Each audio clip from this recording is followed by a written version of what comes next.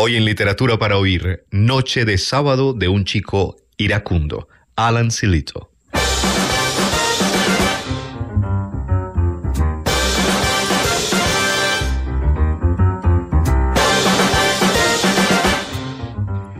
La escasez que siguió a la Segunda Guerra Mundial mientras Europa era reconstruida dio origen a un grupo de jóvenes ingleses disgustados contra las clases medias y altas, y a los que pertenecieron, entre otros, los dramaturgos Harold Pinter, Arnold Whisker y John Osborne, y los novelistas Kingsley Amis y Alan Sillito.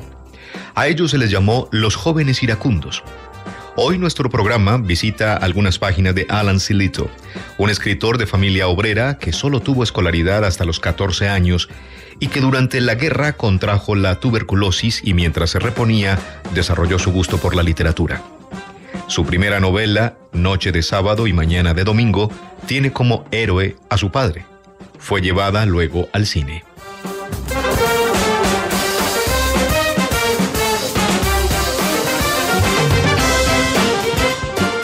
Se habían sentado en varias mesas dispersas por el local y constituían una ruidosa pandilla de cantores que ahora contemplaba cómo Arthur se dirigía con paso vacilante hacia el rellano de la escalera.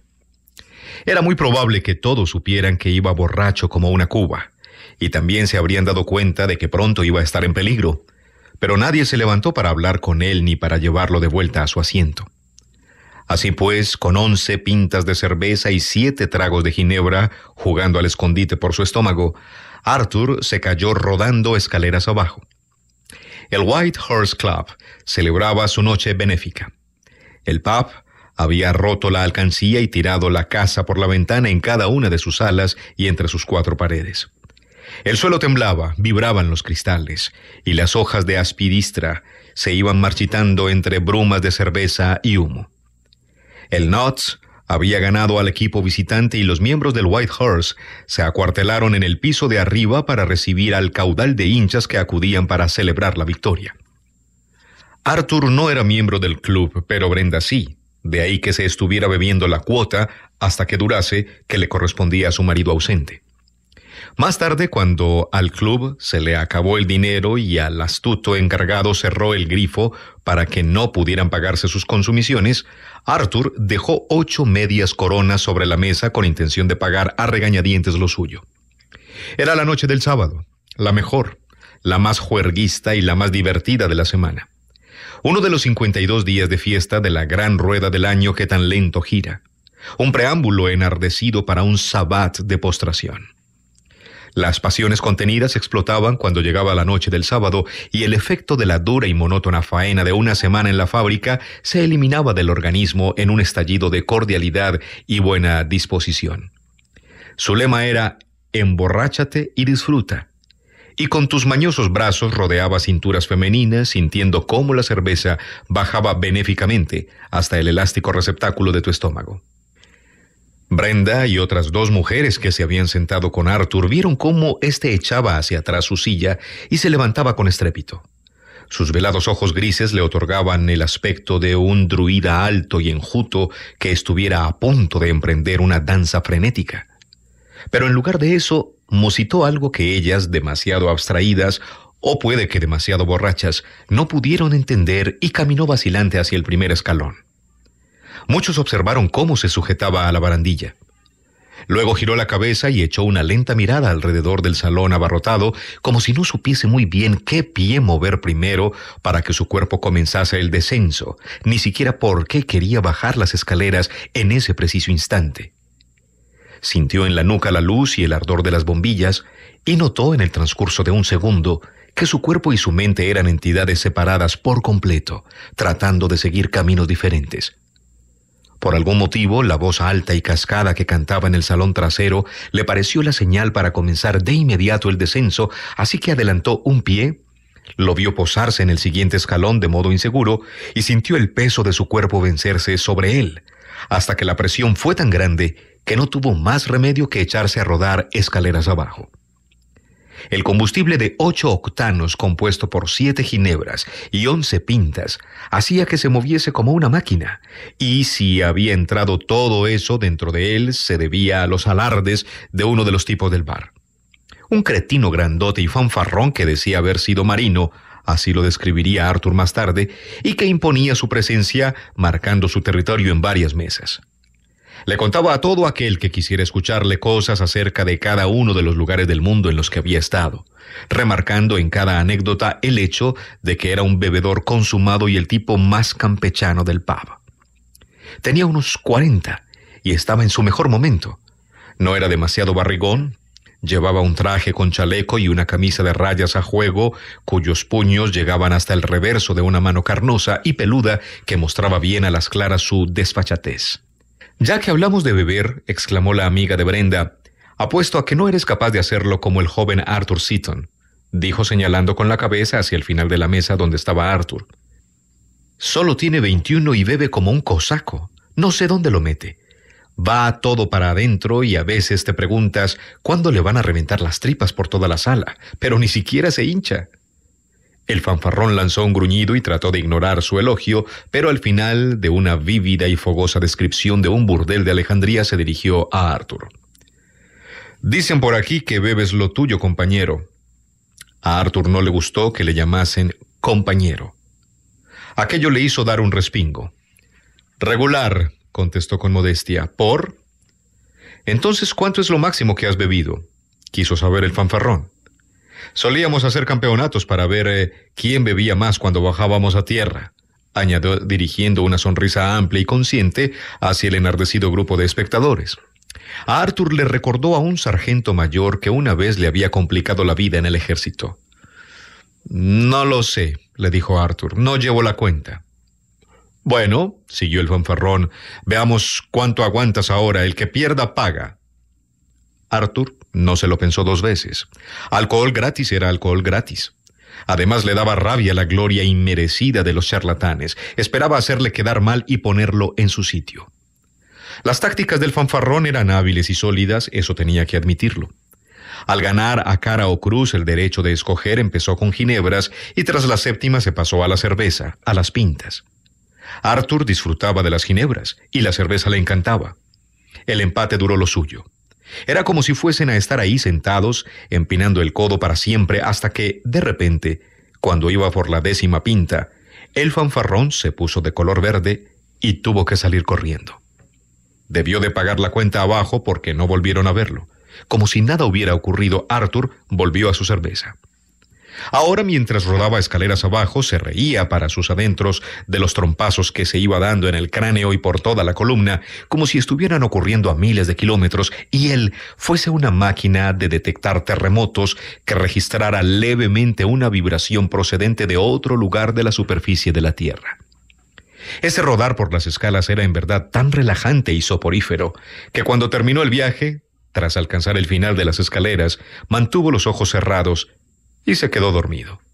Era una sensación placentera y lejana, y le habría gustado permanecer exactamente en esa posición el resto de su vida.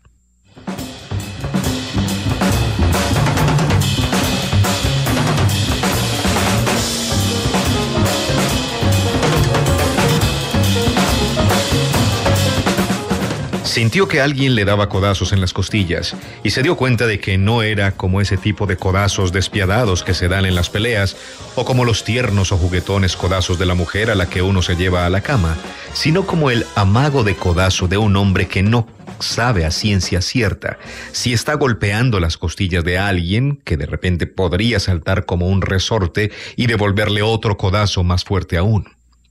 A Arthur le parecía que el tipo además insistía en decirle algo, por lo que intentó, con mucho esfuerzo, pero en vano, ofrecerle una respuesta, si bien no sabía lo que el otro le estaba preguntando.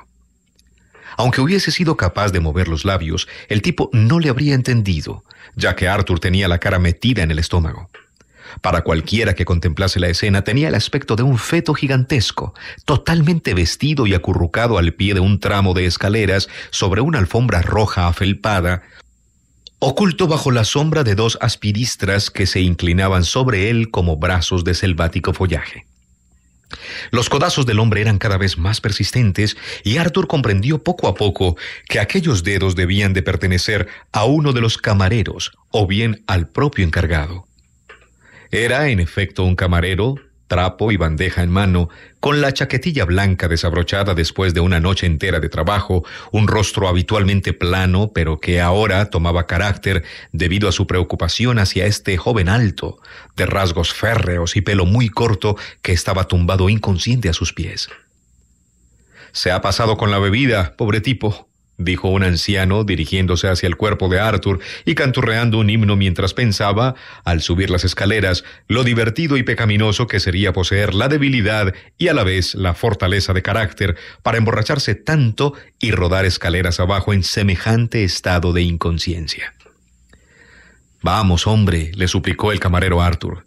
«Si entra la poli y te encuentra ahí, nos multarán. Ya nos metimos en líos la semana pasada con un tipo al que le dio un ataque y tuvieron que llevarle al hospital general en una ambulancia. No queremos más líos. El pub se va a ganar mala fama». Mientras Arthur se giraba para consolidar su sueño y hacerlo más profundo, una luz cegadora que venía del techo le alcanzó los ojos. Él los abrió para verse frente a la chaquetilla blanca y el rostro sonrosado del camarero. «Cristo», masculló. «Él no te va a ayudar», dijo con desgana el camarero. «Vamos, levántate y sal a tomar el aire, así te sentirás mejor». Arthur se sintió contento, aunque no cooperó cuando el camarero quiso ayudarle a ponerse en pie. Era como estar en el hospital y tener una enfermera que lo hace todo por ti con mucha diligencia y te advierte todo el tiempo que no tienes que intentar hacer nada por ti mismo porque te costaría otra semana más de cama. Como hace 2 años cuando le atropelló una furgoneta que iba hacia Derby. Pero el camarero no opinaba lo mismo y tras empujarle para que se mantuviese sentado, gritó, soplando con su fuerte aliento hacia las hojas de aspidistra. «Bueno, ya basta. No te has muerto. Vamos, levántate». Cuando las piernas del otro se abrieron y se cerraron sobre Arthur, al retirar el zapato le golpeó el hombro. Él gritó con voz totalmente espabilada y beligerante. Amigo, ¿por qué no miras por dónde vas? Tú y los zopencos de tus colegas». Se volvió hacia el camarero. «A algunos les encanta salir los sábados con sus botas de minero». El hombre se dio la vuelta en mitad de las escaleras. «Eso te pasa por dormirte en una zona de paso. No aguantáis la bebida, ese es el problema con vosotros, los jóvenes». «Eso es lo que tú te crees», contraatacó Arthur, agarrándose a la barandilla para ponerse de pie y sujetándola bien fuerte. «Venga, tienes que irte», dijo el camarero tristemente, como si se hubiese puesto un birrete negro para dictar sentencia. «En ese estado no podemos servirte más cerveza». «Si estoy perfectamente», exclamó Arthur, percatándose de una situación de extremo peligro. «Sí, claro», replicó el camarero frío e irónicamente. «Ya sé que estás bien, pero te has pasado un poco emborrachándote así». Arthur negó estar borracho. Hablaba con tal claridad que el camarero estuvo a punto de creerle. «Fúmate un pitillo, tío», dijo y encendió los 2 cigarros con una mano totalmente serena. «Esta noche debéis de tener mucho jaleo», sugirió con tanta sensatez como si acabase de llegar de la calle sin ni siquiera haberle dado un sorbo a una cerveza clara. Su observación logró herir la sensibilidad del camarero. «No tanto. Estoy tan cansado que no siento los pies. Estas noches de sábado van a acabar matándome». «No es lo que uno llamaría un buen trabajo», dijo Arthur con simpatía. «Bueno, no es eso exactamente», comenzó a quejarse el camarero en tono amistoso y confidencial de repente. «Es que andamos escasos de personal. Nadie quiere un trabajo como este, ya sabes, y...» El encargado salió por la puerta del bar.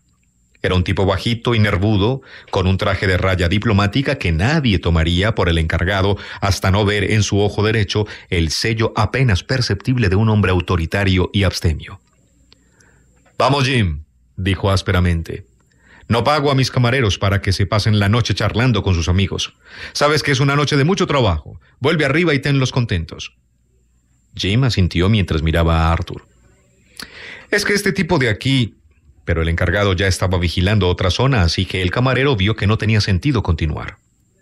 Se encogió de hombros y obedeció la orden, con lo que dejó a Arthur vía libre para seguir paseándose por el bar. Firmemente agarrado a la barandilla de bronce, pidió a voces una pinta. Era la mínima cantidad de líquido suficiente para saciar la sed insípida y cenicienta que notaba pegada al fondo de su garganta. Calculó que tras despacharse rápido la pinta, que tanto tiempo se estaba demorando, subiría de nuevo las escaleras esquivaría al camarero y se reuniría de nuevo con Brenda, la mujer con la que estaba sentado antes de caerse. No podía creer que el ridículo incidente de las escaleras le hubiese ocurrido precisamente a él.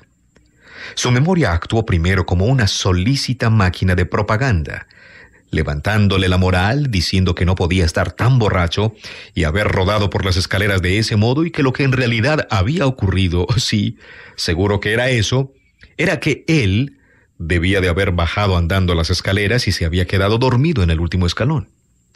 Le podría haber pasado a cualquiera, sobre todo después de un día entero de trabajo, de pie junto a un torno bajo el monótono rugido de la sección de torneado. Pero esta explicación resultaba demasiado insulsa. Quizá, en realidad, había bajado rodando un tramo de escaleras. Sí, se acordaba claramente de haberse pegado a algún que otro trompazo mientras caía. Pidió por tercera vez su pinta. Tenía los ojos vidriosos por el cansancio y se habría dejado caer de nuevo por la barandilla de no haber sido porque su instinto de autoconservación se hizo con su puño en el momento en que flaqueaba y le forzó a agarrarse. Empezaba a sentirse realmente mal, y al luchar con esta tentación su cansancio aumentó. No sabía si ir de nuevo arriba con Brenda o si beberse su pinta tranquilamente y volver a casa para meterse en la cama. La cama es el mejor lugar del mundo cuando te sientes hecho polvo, pensó para sus adentros. El camarero puso ante él una pinta. Pagó un chelín y 8 peniques y se la bebió casi de un trago. Su fuerza retornó milagrosamente y alzó la voz para pedir otra. Esa hacía la número 13, pensó. A algunos les da mal agüero, pero hay que esperar a ver cómo entra. Le sirvieron la pinta y se la bebió algo más despacio, pero cuando iba por la mitad, notó que la tentación de vomitar se convertía en una necesidad que empezó a golpearle con insistencia el fondo de la garganta. Se resistió y encendió como pudo un cigarrillo. El humo se le atragantó y solo tuvo tiempo para abrirse camino entre la multitud, dando codazos a los que estaban de pie y que sin saberlo le impedían el paso, medio ahogado por el humo que ahora salía de su boca y su nariz, sintiéndose extrañamente poseído por una fuerza brutal que no podía controlar. Antes de sucumbir a la tentación que le apremiaba desde que se cayó por las escaleras, terminó vomitando ruidosamente sobre un hombre de mediana edad que había sentado junto a una mujer en uno de los asientos de piel verde. ¡Dios mío!, gritó el hombre.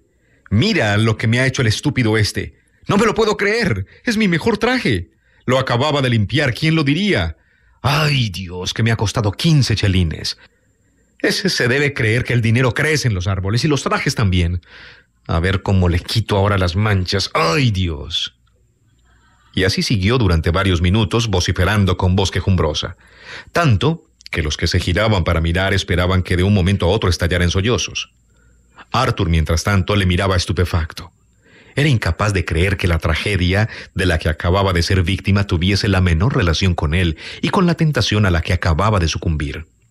Aún así, entre la espesa atmósfera, el humo y los estridentes reproches procedentes de la acompañante del tipo, dedujo que era culpable y que debería disculparse por lo ocurrido.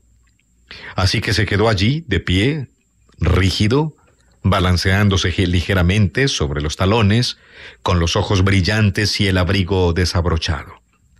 Automáticamente se palpó la ropa para ver si encontraba otro cigarrillo, pero al recordar las consecuencias de su intento de fumarse el último, abandonó la búsqueda y dejó caer las manos. «Mira lo que has hecho, sinvergüenza», le gritó la mujer. «Has vomitado encima del mejor traje de Alf, y encima te quedas ahí, parado. ¿Por qué no haces algo, ¿Por qué no te disculpas al menos?» «Di algo, amigo», pidió un espectador. Por el tono de su voz, Arthur se percató de que la clientela no estaba precisamente de su parte, pero era incapaz de articular palabra para defenderse. Miró a la mujer, que seguía gritándole a la cara.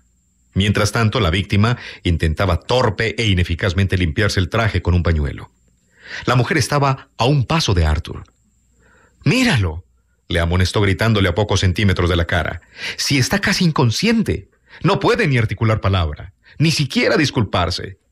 ¿Por qué no te disculpas, ¿Es que no puedes disculparte? Vaya tirado emborrachándose de esa manera. Parece uno de esos Teddy Boys, siempre armando bronca. Venga, discúlpate». Por su uso constante de aquella expresión, más bien parecía que acabara de aprender su significado, quizá tras la interrupción por avería de algún programa televisivo, o incluso que hubiera aprendido a deletrearla con cubos de colores 40 años atrás en el colegio. «¡Discúlpate, te digo!», gritó. Tenía cara de loca. «¡Vamos! ¡Discúlpate!». La bestia que llevaba a Arthur en el estómago tomó de nuevo las riendas y repentina y despiadadamente, antes de que pudiese pararla o apartarse o incluso avisar a alguien de su presencia, volvió a brotar de su boca con un estruendo atroz. La mujer se quedó estupefacta. A través de la neblina su cara se aclaró. Arthur vislumbró dientes entre labios abiertos, ojos entrecerrados, garras preparadas.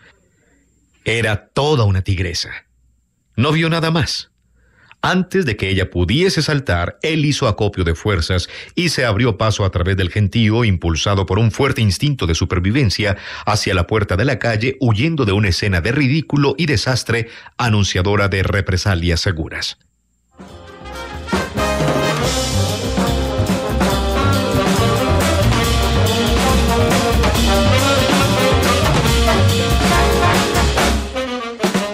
Llamó con suavidad a la puerta de la casa de Brenda. No obtuvo respuesta. Lo suponía. Los niños dormían y Jack, el marido, estaba en las carreras de Long Eaton. Perros, caballos, motos, y no volvería hasta el domingo a mediodía. Brenda debía de haberse quedado en el pub. Sentado ahora en el umbral de su puerta, intentó recapitular su camino hasta la casa. Un recuerdo vago de batallas contra farolas, tapias y bordillos, de tropiezos con viandantes que le decían que mirase por dónde andaba y que le amenazaban con darle un guantazo. Voces iracundas y la piedra dura e indiferente de los edificios y las aceras.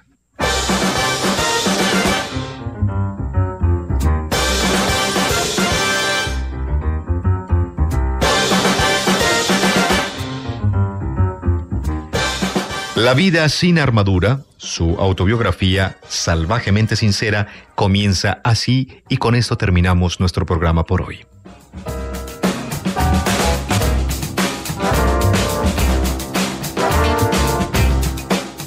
Una autobiografía tiene que dar detalles de otras personas además de su autor, aunque solo mencione a los dos que fueron responsables de que naciera. Respecto a mi padre, nunca he podido determinar en qué edad mental permaneció estancado durante buena parte de su vida. He pasado con creces la edad a la que él murió, hará unos 30 años, pero recuerdo que a veces parecía tener la inteligencia de un niño de 10 años en el cuerpo de un animal. Era corto de piernas y cabezón, y lo cierto es que ni con millones de años y una máquina de escribir habría podido producir un soneto shakespeariano. Claro que yo tampoco habría podido. La mayor parte del tiempo lograba ocultar su atraso, del que en algún oscuro resquicio de su espíritu era perfectamente consciente. Su experiencia del mundo venía en su ayuda, pues tenía esa deferencia propia, según se dice, de los animales, y se daba cuenta de que si quería el afecto de quienes lo rodeaban, debía mostrar algo parecido para obtenerlo. Le pegaba con frecuencia a mi madre y un recuerdo temprano es el de verla inclinarse sobre el cubo para que la sangre de su cabeza abierta no corriera por la alfombra. El modo que mi padre tenía de expiar sus acciones consistía en ser útil sentimentalmente a mi madre, pero quedaba peligrosamente desconcertado cuando tales gestos suscitaban rechazo. Mi madre comprendió pronto que si esa era su única forma de tregua, haría mejor en aceptarlos, porque no hacerlo así podría depararle otro estallido de violencia. Sabía también que aprovecharse de ese súbito ablandamiento aliviaba el dolor de la existencia de mi padre, de modo que, dadas las circunstancias, honraba la máxima de que quien mala cama hace, en ella se yace. Su lento desarrollo en cuestión de edad habría debido enseñarle a mi padre a conocerse y dominar sus peores instintos. Incapaz de hacerlo, siguió constituyendo una amenaza para quienes lo rodeaban. Aprendí enseguida a pensar antes de hablar, especialmente con las personas a las que temía, y eso incluía a casi todos, lo que no es insólito en un niño. Mi padre ejercía la autoridad suprema del puño y la patada, mezclada, si esa es la palabra más adecuada, con unos cambios de humor que no eran más que otra forma de inmoderación, y que me dejó como pozo una duradera falta de respeto por la autoridad. En aquellos días de mi infancia, mi padre pasaba más tiempo de mal humor que tratando de enmendarse, llevado por una genuina necesidad, de modo que mi hermana y yo vivíamos siempre con miedo de alguien que, como sentíamos a veces, debería haber estado encadenado. Respondíamos a sus momentos de amabilidad con más alivio que afecto, pero nunca encontramos un refugio de confianza en nuestros padres, en ninguno de los dos. Mi madre quería paliar la furia impredecible de mi padre y sufría el doble porque no podía hacerlo, incapaz siquiera de protegerse a sí misma. Recuerdo su grito de protesta. Sin embargo, cuando mi padre me pegaba, lo que era infrecuente, pues pronto aprendí a apartarme de su camino. «No, no, en la cabeza, no, no, no, no». Me angustiaba que mi madre lo hubiera conocido y por consiguiente me hubiera dado a mí a luz, aunque me adapté rápidamente como un cortesano encerrado en la jaula de un orangután. Desde el principio mis emociones se dividían a partes iguales entre el odio a mi padre y la piedad por mi madre. Pero en ocasiones me daba cuenta de que mi padre solo podía ser como era porque no sabía leer ni escribir. Le avergonzaba profundamente que nosotros, niños, oyéramos a nuestra madre gritar de angustia que era un zoquete incapaz de descifrar el nombre de una calle o el número del autobús. El mundo parecía entonces una jungla desconcertante, y escribo sobre mi padre, porque fue la primera fuerza amenazadora que encontré al salir del útero de mi madre, aunque probablemente advirtiera ya su presencia cuando aún estaba dentro. Aparte de los trastornos heredados, probablemente mi padre estuviera pagando lo que se había hecho a sí mismo desde el nacimiento, lo que indicaba que carecía de la capacidad mental suficiente para controlarse como una persona civilizada. Que yo no haya transmitido esas desventajas a quienes más tarde me rodearon se debe a que yo siempre me identifiqué, y quién no, con los sufrimientos de mi madre, y no con una ira que en cualquier momento podía volverse contra mí. En cuanto a mi apellido, Sillito es un antiguo apellido inglés que ha dado muchos quebraderos de cabeza a los especialistas victorianos en la nomenclatura de parentesco. Algún autor ha sugerido que podría haberse originado en Islandia, y otro ha afirmado que provenía del norte de Yorkshire. Sea cual sea la verdad, sería justo decir que mi padre poseía algunos de los más antiguos rasgos ingleses. En mi certificado de nacimiento se le describe como obrero de ingeniería. Puesto que ese fue también mi primer trabajo, puede que haya heredado algo de él después de todo, aunque nunca he sido capaz de decir exactamente qué.